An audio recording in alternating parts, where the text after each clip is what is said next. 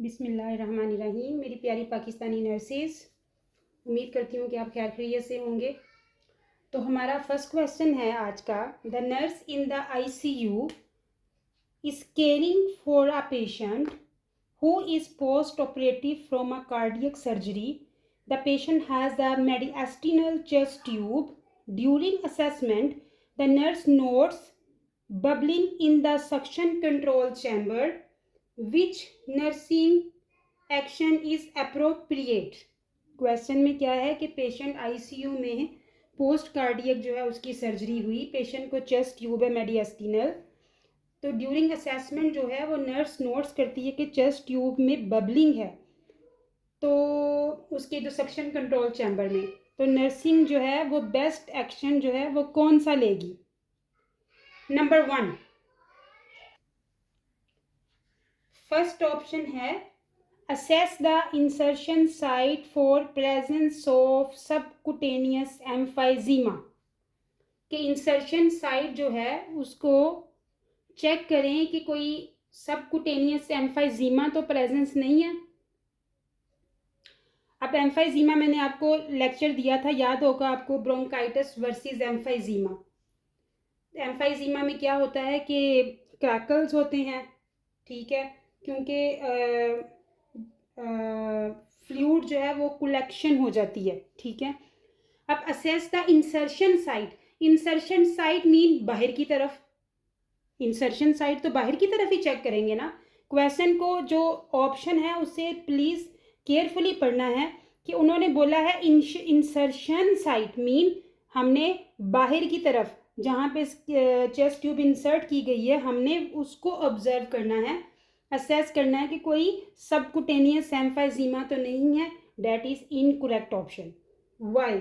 Because the subcutaneous mean superficial, mean जो ऊपर ऊपर जो इंसर्शन साइड पे है, the subcutaneous emphysema is the air that has leaked into the tissue surrounding the chest tube insertion site. Insertion site के इर्द गिर्द जो कि एयर लीकेज की वजह से जो टिश्यू सराउंडिंग है वो एयर लीक जो होती है इंसर्शन साइट पे, उसको सबकुटेनियस एम्फाइजीमा बोलते हैं। एक क्रैकलिंग, अगर आप वो सेंसेशन अगर फेल्ट करोगे, वो स्किन को पैल्पेट करोगे तो आपको एक क्रैकलिंग सेंसेशन फील होगी जैसे उसमें फ्लूइड हो, ठीक है, crackling sensation. It does not effect bubbling with in the chest tube drainage unit, उसका उसके चेस्ट ट्यूब के अंदर जो बबलिंग बन रही है उससे कोई रिलेशन नहीं। द सबकुटेनियस एम्फाइजीमा जो है वो जो बाहर की तरफ जब आप पल्पेट करेंगे तो एक क्रैकलिंग सेंसेशन महसूस होगी, और एयर लीक्स की जो है ना टिश्यू की सराउंडिंग से एयर लीक हो रही होगी। Number 2, notify the surgeon of a large leak.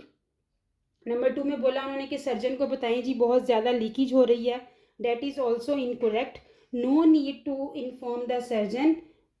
आगे जाके आपको बताती हूँ कि ज़रूरत क्यों नहीं है बताने की। Take no action as the patient chest tube is functioning appropriately. This is the right answer. Why? The gentle continuous bubbling in the suction control chamber of a chest tube drainage unit indicates that suction is present and the unit is functioning appropriately. The nurse should document the findings and continues to monitor. That's why no need to inform the surgeon because the chest tube is working properly. Turn down the wall suction unit, bubbling will disappear. Incorrect answer. Why? क्योंकि जो हम क्या होता है कि जब आप chest tube के साथ पेशेंट आता है ना तो उसको वॉल सक्शन के साथ अटैच कर देते हैं, उसकी suction as per doctor prescription, as per doctor advice जो है उसकी सक्शन को सेट कर देते हैं। वो क्यों सेट करते हैं? क्योंकि जो फ्लूइड, जो एक्स्ट्रा फ्लूइड जो है वो जो चेस्ट ट्यूब में आ रहा होता है वो उस सक्शन की वजह से जो है वो नेगेटिव प्रेशर की वजह से सक्शन जो चेस्ट ट्यूब में आ रहा होता है, अगर आप उसको बंद कर दोगे तो क्या होगा, इनफेक्टिव जो है ना वो हो जाएगा सिस्टम, वो जो फ्लूइड है वो चेस्ट ट्यूब में आना बंद हो जाएगा। Never turn down the wall suction unit without doctor orders. उम्मीद करती हूँ कि आपको क्वेश्चन की समझ आई होगी. अगले क्वेश्चन की तरफ चलते हैं. हमारा दूसरा क्वेश्चन है, the nurse is repositioning a patient who is receiving mechanical ventilation and notes that ETT, endotracheal tube insertion depth at the lip has changed. Which of the following actions should the nurse take? Patient जो है उसकी side change कर रही है, nurse जो है patient की mechanical ventilation पे है, तो जो वो क्या फील करती है कि जो एंडोट्रेकियल ट्यूब है उसकी जो डेप्थ है लिप के पास हमेशा मार्क कर देते हैं, जब ईटीटी डालते हैं तो वो मार्क कर देते हैं. चिल्ड्रन का, न्यूनेट्स का, मेल एडल्ट पेशेंट्स का एक जो है वो एक डेप्थ जो है वो होती है कि कितनी आपने इंसर्ट करनी है. इंशाल्लाह इस टॉपिक पे भी हम बात करेंगे.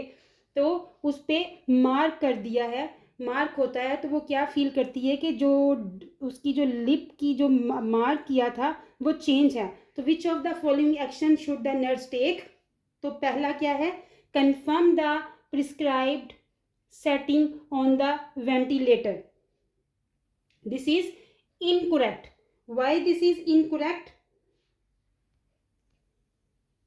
तो ये इनकरेक्ट जो है वो इस वजह से है क्योंकि जो सेटिंग डॉक्टर ने उसकी वेंटिलेटर के लिए बोली है उसको कंफर्म करना इस टाइम पे जो है वो ज़रूरी नहीं, क्योंकि वो ईटीटी की जो डेप्थ है वो ऑलरेडी चेंज हुई है. पेशेंट को प्रॉपर जो ऑक्सीजन है वो मिल ही नहीं रही. तो this is not, this action is not mandatory this time. Number 2, auscultate the patient's breath sounds bilaterally. This is the correct answers. Why this is correct? एक चीज जहन में रखें, the endotracheal tube is an artificial airway जो कहाँ पे insert किया जाता है? Through the mouth into the trachea. अब जो इंसर्शन डेप्थ है मैंने आपको बोला कि उसको मार्क कर देते हैं एट द लिप और the teeth too, and we will monitor regularly this one, ताकि देख सकें कि पेशेंट की जो ट्यूब है वो कहीं निकल तो नहीं गई बाय मिस्टेक, या पेशेंट ने अपने हाथ से निकाल दिया हो, डिसलॉज हो गई हो. The change in the insertion depth required immediate attention because it indicates the ETT may have been dislodged. हो सकता है कि वो अपनी जगह से हट गई है ड्यूरिंग मूवमेंट, repositioning, transport, और if maybe the client pulls the ETT. तो उसके लिए क्या करना होता है हमने? ETT placement जो है can be assessed by auscultating breath sounds. The nurse should recognize that diminish. एक चीज मेरी आपने जो मेन क्वेश्चन है, जो मेन चीज मैं आपको बताऊंगी इस टॉपिक के बारे में. फॉर एग्जाम्पल नर्स जो है वो चेक करती है ब्रेथ साउंड्स, अगर तो वो डिमिनिश्ड है, if breath sounds is diminished, there is no breath sound, diminished, कम हुई पड़ी है, diminished breath sound indicates the ETT may be in the hypopharynx. ये एग्जाम में क्वेश्चन आ सकता है कि अगर ब्रेथ साउंड चेक की, पेशेंट वेंटिलेटर पे है, नर्स ने ब्रेथ साउंड चेक की, वो डिमिनिश्ड है, तो वो कहाँ पे है? वो हाइपोफेरेंक्स में है. डिमिनिश्ड मीन कम. Now if she check that is absent, मतलब ब्रेथ साउंड्स है ही नहीं है, तो वो क्या इंडिकेट करेगी? The endotracheal tube is not providing ventilation to the lungs. The ETT not providing oxygen to the lungs. Now अगर उसको सिर्फ साउंड्स राइट साइड पे सुनाई देती हैं, सिर्फ अगर राइट साइड पे सुनाई देती हैं, ब्रेथ साउंड चेक करती है तो वो राइट साइड पे सुनाई देती हैं, it's mean the ETT is in the right made stem Broncos and is ventilating only right lung. कहाँ पे है? Right main stem, right main stem में है, तो वो सिर्फ राइट साइड को वेंटिलेट कर रहा है, जो वेंटिलेशन की सेटिंग्स है, ऑक्सीजन जो है वो सिर्फ राइट मेन स्टेम में, राइट साइड, राइट लंग में जा रही है। अब अगर sounds of air over the gastric area, अब वो फील करती है कि जो साउंड्स हैं वो गैस्ट्रिक एरिया में आ रही हैं, ब्रेथ साउंड्स फील करती है तो वो गैस्ट्रिक एरिया में है, तो that indicate the ETT is in the oesophagus and oxygen is being delivered to the stomach. Oxygen कहाँ जा रही है? स्टमक में। ये बहुत इंपॉर्टेंट है। डिमिनिश्ड है तो हाइपोफेरिंग्स में है अगर ब्रेथ साउंड डिमिनिश्ड है, अगर ब्रेथ साउंड्स एब्सेंट हैं तो ETT is not providing the ventilation properly to the lungs। Right side पे ब्रेथ साउंड्स आती हैं तो राइट मेन स्टेम में है, तो जो वेंटिलेशन है वो सिर्फ राइट लंग को मिल रही है। अगर ब्रेथ साउंड्स गैस्ट्रिक एरिया में आती हैं तो इसका मतलब है कि जो वेंटिलेशन है, जो ऑक्सीजन है वो सारी की सारी स्टमक को डिलीवर हो रही है। This is very important. अब आ जाते हैं क्वेश्चन की तरफ। थर्ड है hyper oxygenate the patient using 100% oxygen. No need, this is incorrect.